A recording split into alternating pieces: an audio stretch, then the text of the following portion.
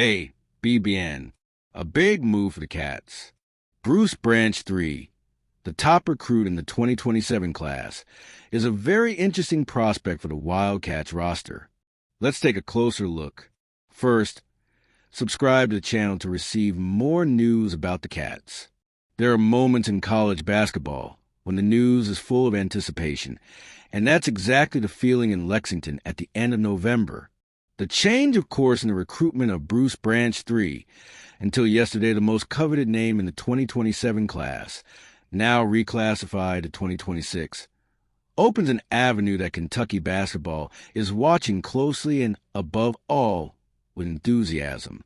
He's not an ordinary prospect, but a talent born with a rare label, one of those who make the stands look even before the first dribble.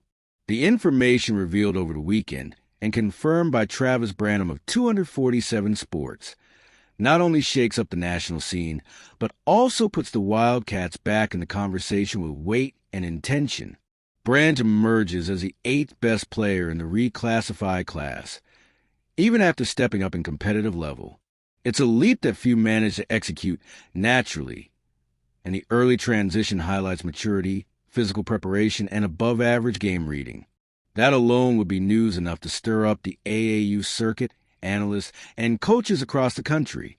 But there's a point that connects this story to Kentucky. The interest is real daily. Kentucky, still seeking its first commitment for the 2026 class, had already shown signs of interest during the summer. It wasn't a distant flirtation.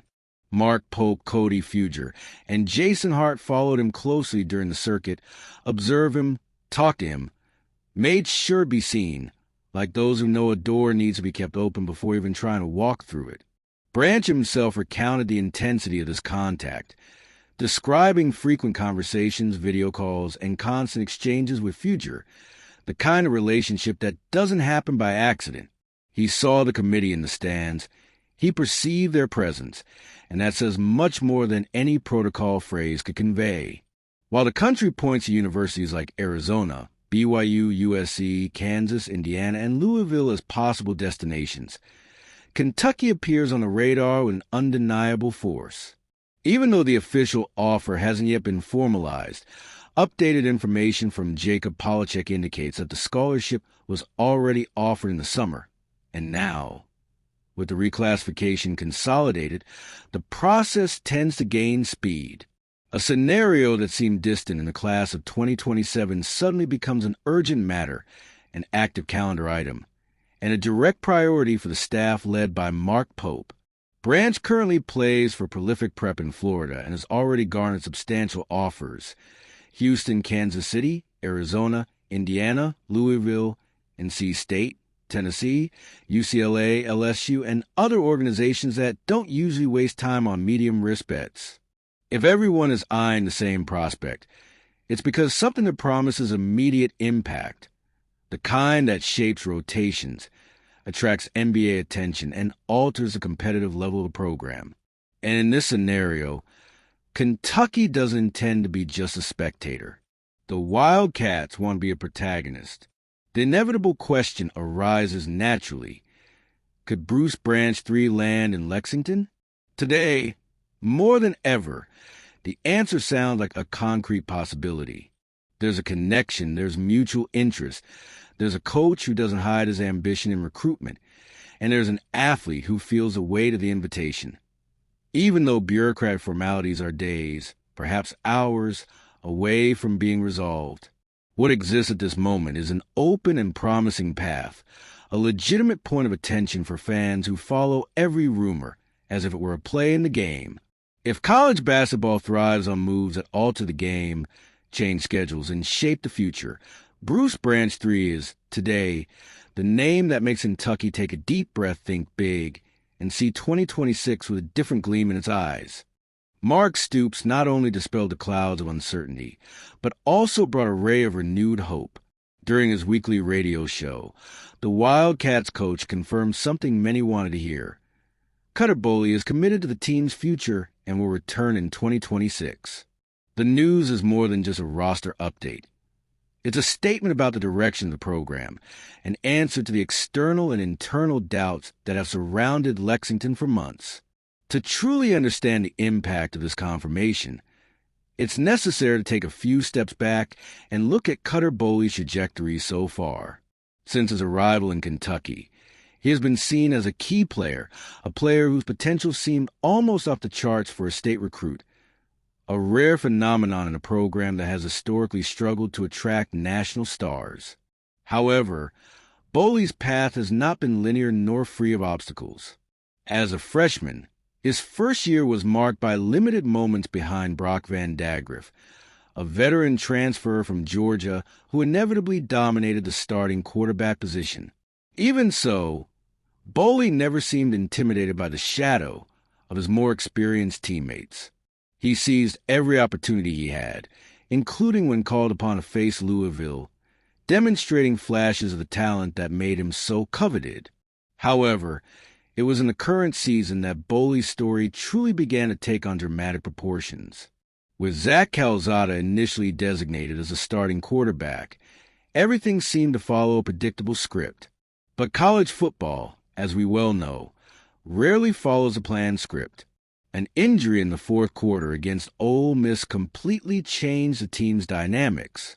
Suddenly, Boley was thrust into the main stage, and since then, he has assumed the role of protagonist.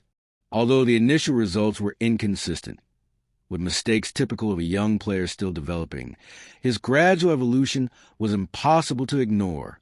Under constant pressure in a conference as competitive as the SEC, Boley demonstrated resilience and adaptability. Qualities are often underestimated but crucial for anyone who wants to lead a high-level team. The numbers may not immediately jump out at you, but they tell a story of progress.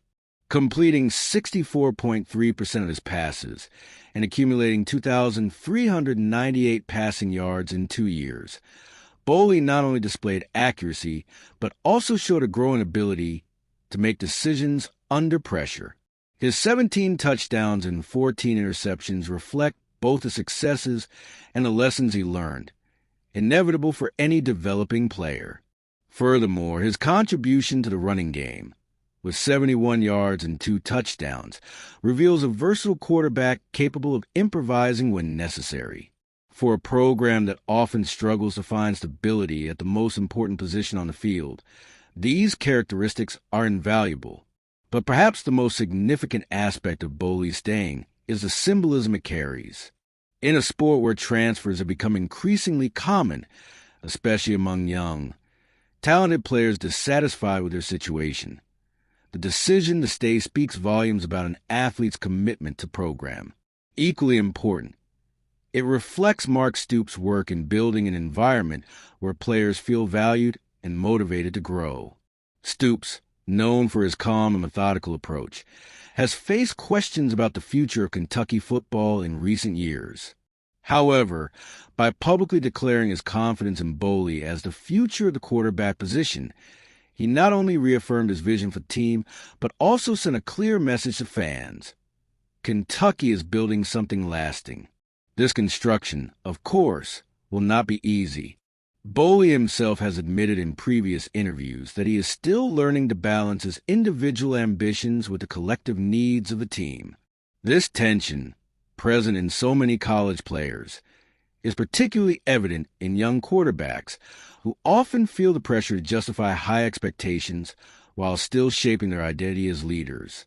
In Boley's case, this journey of self-discovery seems to align with the trajectory of Kentucky football itself.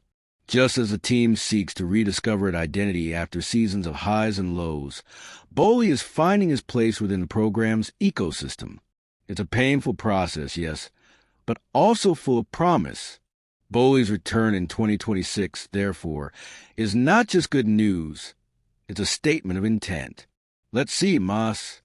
The humiliating defeat to Vanderbilt, an opponent that historically shouldn't pose such a challenge, once again exposed the weaknesses of Kentucky football and put Mark Stoops back in the spotlight. What seemed to be a solid rebuilding process in recent weeks, with 3 consecutive wins bringing the Wildcats to a respectable 5-5 record, quickly dissipated in Nashville in the face of a catastrophic performance. The defense, once the pillar of the program under Stoops' command, was shattered by a team that had been struggling to find consistency this season.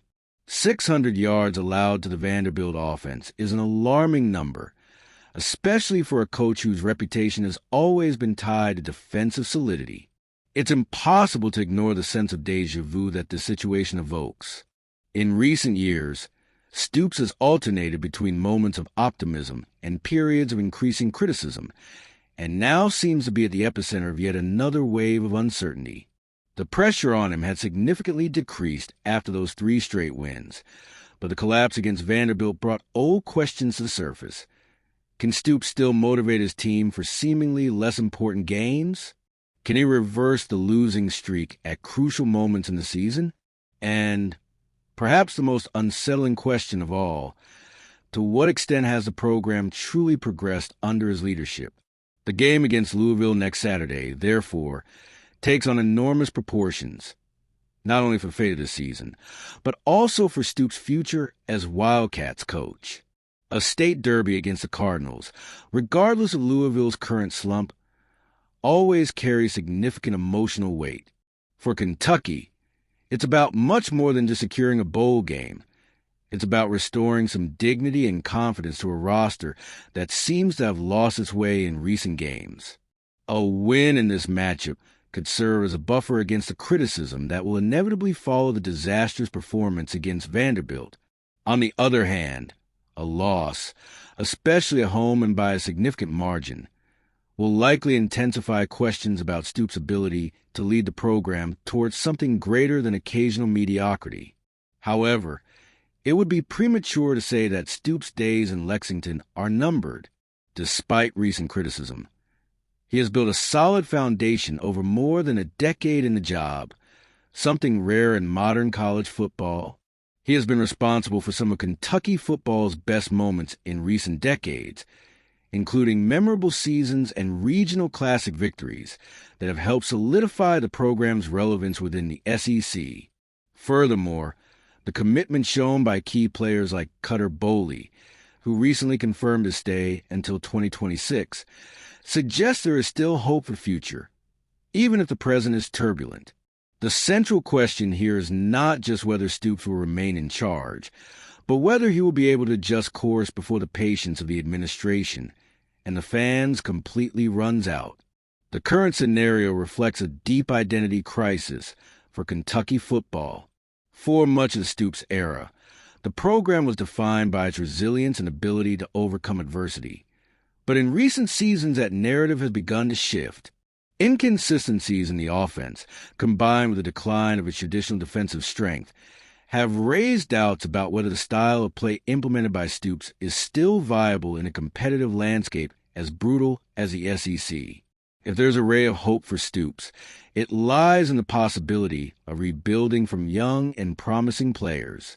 With Boley increasingly taking on responsibility in leading the offense and other promising talents emerging on the roster, there is potential for revival. However, this will require not only time, but also sound decisions in terms of recruitment, development, and managing expectations. The upcoming game against Louisville could be a turning point in this process. A win won't erase all the problems, but at least it will give the team something positive to take into the offseason. A loss, on the other hand, would transform the season into a clear symbol of regression, exponentially increasing the pressure on Stoops and his coaching staff. He still has the benefit of the doubt from many fans and the administration, but that trust is rapidly dwindling. What will happen next? We'll see. Comment now.